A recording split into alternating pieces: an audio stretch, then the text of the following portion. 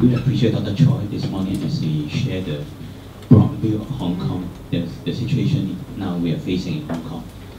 For a church pastor, for me, I'm only do whatever things I can do. Actually, for the last 14 years, God gave us a vision, a very clear vision. God said you have to serve the poor. But at that time, our church is only 100 and some people, and we are middle class. We are all middle class congregation. We will drive car to the church. Sometimes we drive Porsche to the church, and how to serve the poor. And God said you have to serve the poor. So for 3 or 4 years we didn't obey. Actually, we didn't obey. Every year we asked God, what's your vision to our church? And God said, serve the poor. And after 3 or 4 years, I said, God, what's your vision to our church? And God said, I don't want to say anymore. I already told you for 4 years. And so since then, we start to look into our church and see how we serve the poor. And so we start to talk to Dr. Liu, Ernest Liu. She was the one to start the Jubilee ministry. So we asked her to come to our church to help us. And she said, if you want to serve the poor, you cannot sing English hymn, you cannot speak just like Hong Kong people. From time to time we will include one English word inside, and because we don't know how to speak Cantonese, and we said, are you okay? They okay ma? He said, no more like this. You have to speak all in Cantonese. So we start to learn, and then we got a vision, and we start to learn, and we start to pray and how to serve. So for the last 10 years, as what Lucinda mentioned, for the last 4 years, we started a church in Tuen Mun, we started a church in Chai Wan, we started a church in Kwun Tong, we just started a church in Dong Chong. We are planning to start a new church in June, in close to Central Pool. And I think God just wants us to go out and to serve the poor. We pray, we really pray to God. I said, which location you want us to go? And God said, you go to Chai Wan, you go to Tuen Mun, you go to Kwun Tong. Very clear, very clear. And then we just obey. And then in June, we have a new church in Central Pool. For me, I really appreciate all the NGO. Especially Jubilee, and also you will know Catherine. I don't know your English name of the Urban Peacemaker. Urban Peacemaker. Yes, Urban Peacemaker. I only know Mufok, and I really appreciate the NGO. They really help us, the homeless, and also the new immigrant. These are all the NGO. They are serving the poor, and what we can do, we just work under them, and they help us. And if they want something, some manpower, I say our church can have some manpower to help and work together. Even though without our name, it's okay. I mean, that's why our brand is Jesus Love Me.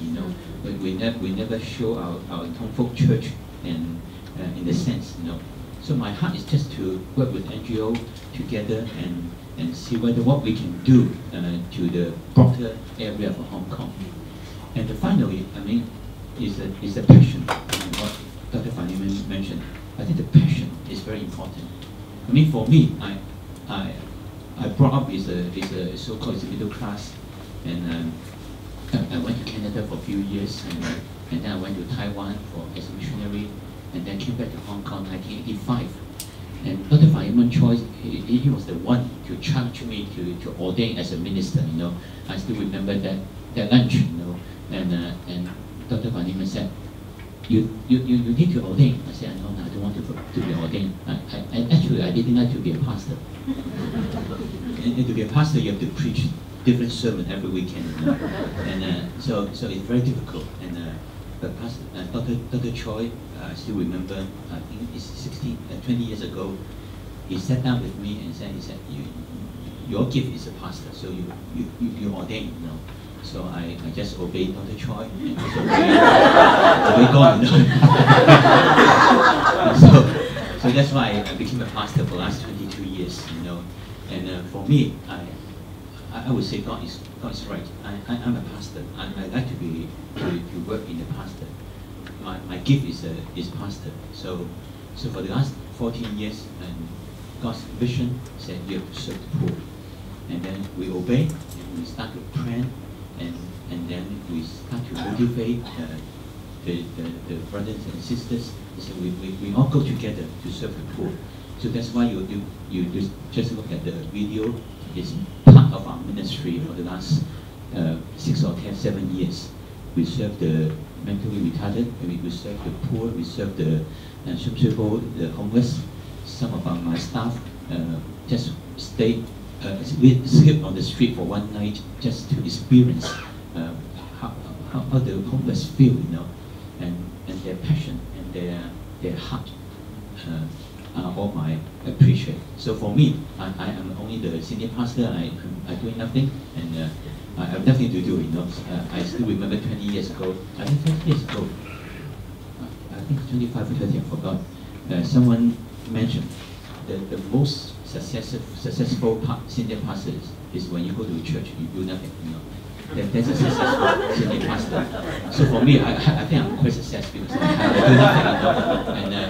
And I just can see so many my colleagues. They are passionate to serve the poor. They want to go to Dongchong, they want to go to Tumun, they want to go to Sumsebo.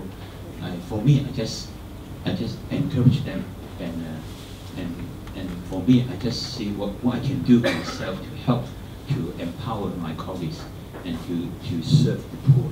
So I really appreciate that I can come today. Actually, when I received a call from Susanna to come this meeting, because the first one I went to Satin, you know, is among the Chinese pastors. So I thought what Susanna calls usually is the Chinese pastors. So I didn't realize it's talking to the English pastors today. So just forgive my English not that clear, and I hope the video can help me. And the subtitle is just finished last night, you know. So my colleagues they helped me to put the subtitle on for the whole night last night. So my secretary just bought the USB this morning. So I really appreciate my colleagues. They just try to work with me together with one hearted and just want to serve the poor. So thank you very much.